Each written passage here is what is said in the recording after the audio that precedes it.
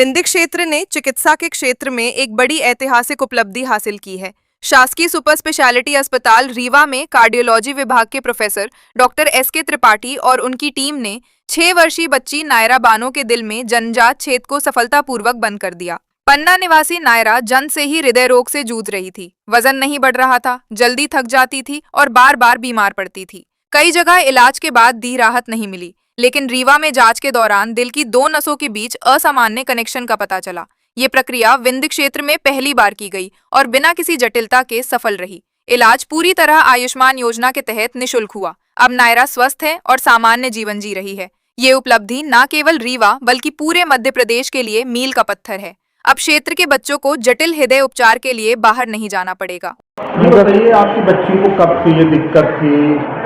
उसको ना भी मान लीजिए 2 महीने पहले मुंह से ज़्यादा खून, नाक से बहुत ज़्यादा खून आते थे।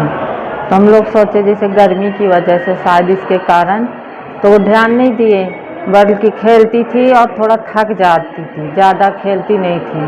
और कमजोरी मतलब शुरू से थी उसको।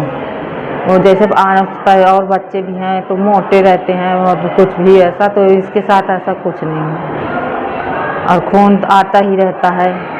कब पता चला आपको कि इसकी समस्या के बारे में और कहाँ कहाँ दिखाया आपको? पन्ना में लेके गए थे, अचानक से नाक से खून गिरा और इसके सांसें जो है तो ऊपर बहुत ज़्यादा ऊपर नीचे हो रही थी।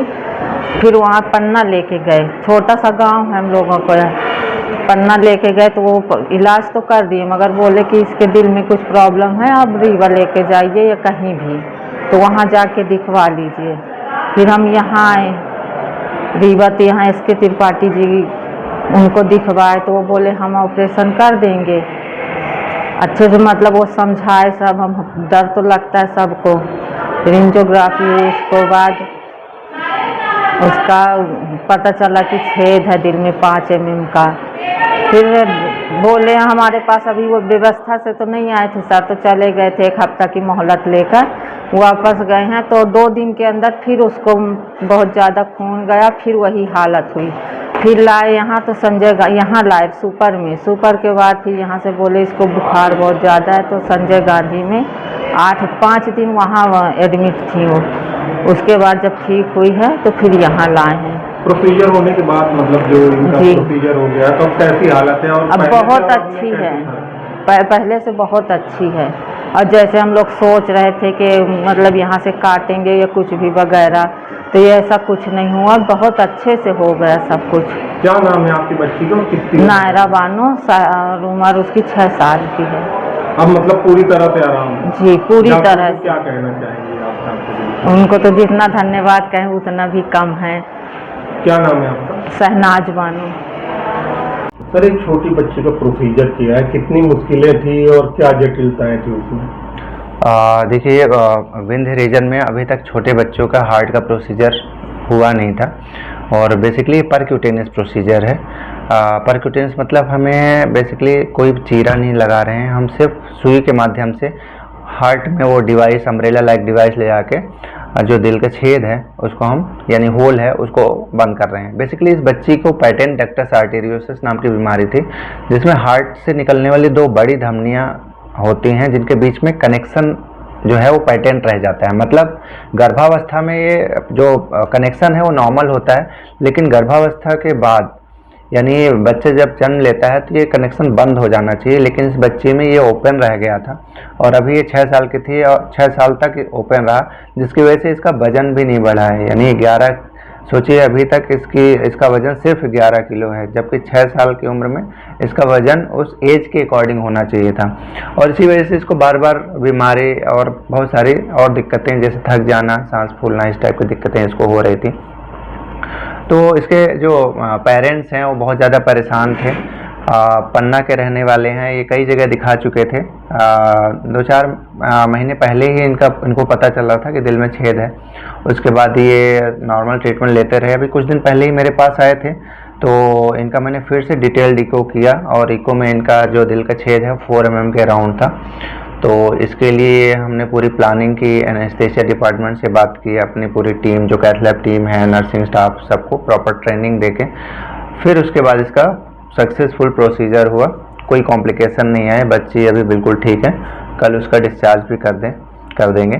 तो रीवा के लिए एक बड़ी बात है। मेट्रो सिटीज़ में तो ये प्रोसीजर हो रहे हैं, लेकिन अपने विंध्य रीजन के लिए इतने छोटे बच्चों का प्रोसीजर होना बहुत इम्पॉर्टेंट है, क्योंकि कई बार फैमिलीज़ जो हैं अपने बच्चों को दूसरी सिटीज़ में नहीं ले जा पाते हैं, उनको इतनी अवेयरनेस भी नहीं होती है, और इस वजह से कई बार उनका ट्रीटमेंट भी नहीं हो पाता, और फ्यूचर में वो हार्ट की जो डिसीज़ है वो इरिवर्सिबल स्टेज में पहुंच जाती है, जिसके बाद हम अगर दिल का छेद बंद भी कर दें तो भी कोई उसको फ़ायदा नहीं मिलता है। तो सही टाइम पे उसके दिल का छेद बंद कर दिया गया, जिससे फ्यूचर में बच्चे का वजन बढ़ेगा और उसको दूसरी जो कॉम्प्लिकेशन हो रही हैं उससे उसको राहत मिलेगी।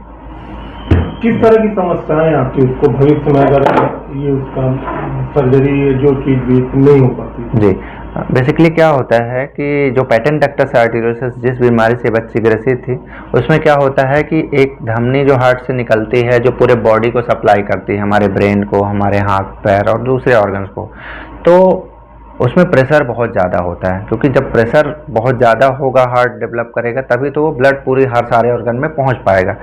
और दूसरी धमनी जो निकलती है वो लंग में जाती है, उसमें प्रेशर कम होता है।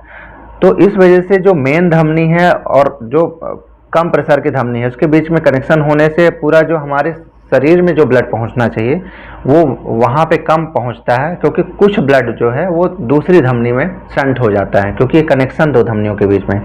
तो इस वजह से कम ब्लड पहुंचने की वजह से इसका वजन नहीं बढ़ रहा था, कमज़ोर थी बच्ची।